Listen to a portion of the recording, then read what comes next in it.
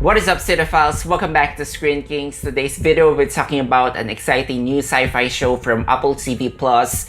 This one, if you're looking for that Black Mirror fix or whatever George Orwellian themes when it comes to mind control or brainwashing, I think this one falls right into your alley. It's called Severance, created by Erickson, and all episodes are now available on the streaming platform. Now, in it we have Mark, played by Adam Scott, and he's an employee of this mysterious biotech multi-conglomerate called Lumon, and in it all employees are required to undergo this severance procedure to enable them to separate their work from their personal lives. So basically what they do is they are going to insert a chip inside your brain, and the moment you enter the office grounds, inside the elevator, your personal self will be shut down and your work self is activated. So basically they're like replicating your consciousness. That seems to be an optimal way if you're looking for that work-life balance.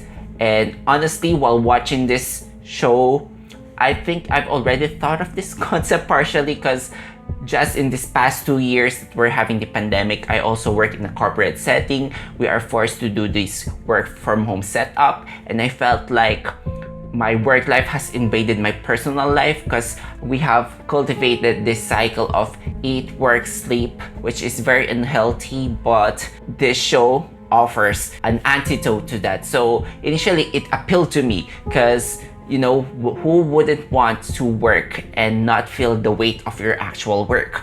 But then the show immediately dispels any of the positive things you're gonna get from this arrangement, because if you come to think of it, Mark here in this situation is kind of selling a portion of his brain to Lumon Industries because his work self, or what we call innies, cannot communicate with his personal self. Basically, for Mark here, he has no idea what he's doing for work when he is in his personal mode. Now, when in his work mode, he has no idea about his personal life. So that might seem like a good thing, but that's really sounds disastrous, because what if your rights are being violated inside work? What if there's something bad happening in your outside life? There's no way to compare which side of your life is greener, as they say. And also, should you decide to resign from your job, you're effectively terminating the life of your inner self. So it's really subject to a lot of moral conflicts, whether you're violating human rights. So I'm of the camp that these two, the innie and the outie, are basically the same person and they should be afforded with the same rights. But in the show, the innies don't have agency over their lives. So the premise of the show is definitely one of the most intriguing and most intelligent shows out there. It's not just a simple satirical workplace dark comedy. It tackles a lot of themes when it comes to the free will or the illusion of free will. Also, on the technology aspect, it lays out the pros and cons of this procedure, but it's not that quick to deem that this technology is evil. It is in the people who are behind this technology. Also, it can be an examination, a character study when it comes to grief and meditation, because our character here, Mark, has his own personal reasons why he chose to undergo this procedure, and it will be tackled as the show went on. Now, one of the things that I enjoyed in watching this show is how it exaggerates or put on an hyperbole level when it comes to the toxic corporate culture, and this is something that I think I can say, and it's safe to say, is when it comes to company culture, they're trying to instill that you're a part of the family. But of course, when it comes to these companies, if it's a profit company, at the end of the day, they're really after the profit. And another thing is when it comes to this company hierarchy, the smaller your position, the more irrelevant you are. And when you start to rising up to the ranks, that's when they start to notice you. That's when your value increases. So in this show, employees are often treated as pawns. They are given small incentives to extend their stay in the company, just like in real life. Now, I'm not saying that all companies are evil and they don't give value to their employees, but I think this is the type of show that kind of accentuates and highlights the negative things that you can find in a corporate workplace. Now, when it comes to the tone of the show, this dark satire occasionally feels like it's leaning to a comedy. Sometimes it feels like it's leaning to horror with all the disturbing things that you're going to witness, but I think this show successfully finds that fine line to stay in between, and it doesn't feel awkward, and all the visual choices and all the themes and the symbolisms that will later have relevance are well thought of.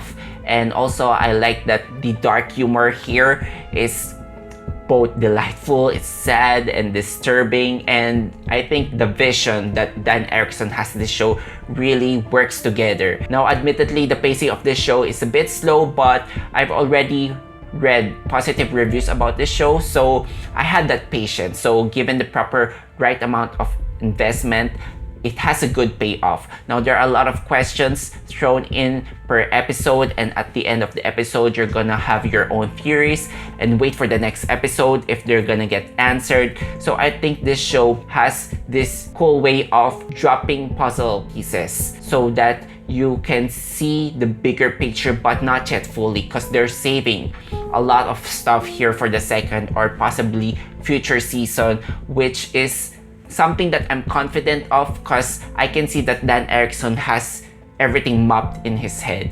So when I sense the confidence from the showrunner, that's when I start to latch on when it comes to TV shows. Now something I did not expect loving about this show is the characters, because this seems to be a serious, thought-provoking, but we have here characters that I was really rooting for.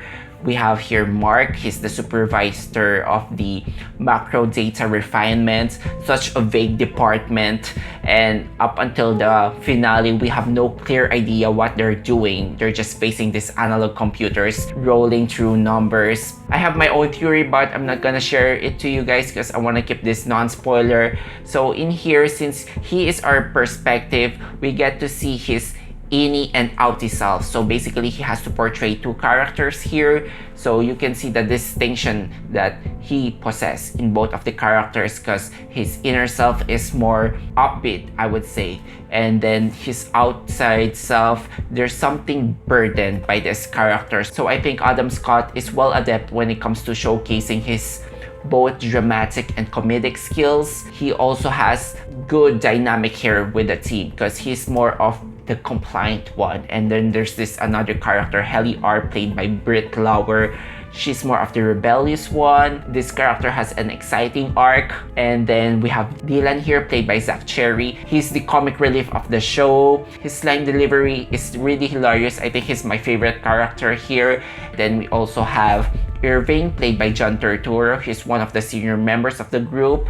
So there's also so much of this character that we're being led upon by the season finale. So yeah, this far I was really rooting for them. Then we have Mr. Milchick as the floor manager, played by Tramell Tillman. There's a certain warmth yet eerie vibe. Definitely you cannot trust this character, but basically he's in charge when it comes to corralling these employees, to making sure that their loyalty is within the company. We have a lot of funny scenes here of him trying to bring the group together during their mandated team building moments, which feels so artificial and funny at the same time. Then we have here the de facto villain of the show, Miss Cobell, played by Patricia Arquette, who gives this gothic Cold Stone performance. But there's still funny moments for this character because she has some outbursts of anger, which I really find funny. So yeah, the characters here are really compelling to watch. Overall, the visual choices, I have to add that Ben Stiller directed the first 3 and the last 3 episodes, I think, and they are the best episodes of the series. I can tell which parts he's employing his dark humor, and it really works for the show. It has all. It has the intrigue, the twists and turns, there's love angle, there's murder, there's mystery. So I definitely recommend this show. I'm gonna give it a 5 out of 5. Honestly, there's nothing major that I find wrong in this show. I think this is one of the best shows of the year thus far. I'm just waiting for Moon Knight to finish because that is another show that I'm really enjoying on a weekly basis, but we'll have to see if this ends up on my top spot. But definitely a must-watch, I would say. So that's it for my review of Severance from Apple TV Plus. Let me know what you think in the comment sections down below. Also, if you enjoyed watching this video, hit that like and subscribe to me for weekly reviews of movies and TV shows. Thank you so much guys for watching. Until then, I'll see you all on the next one.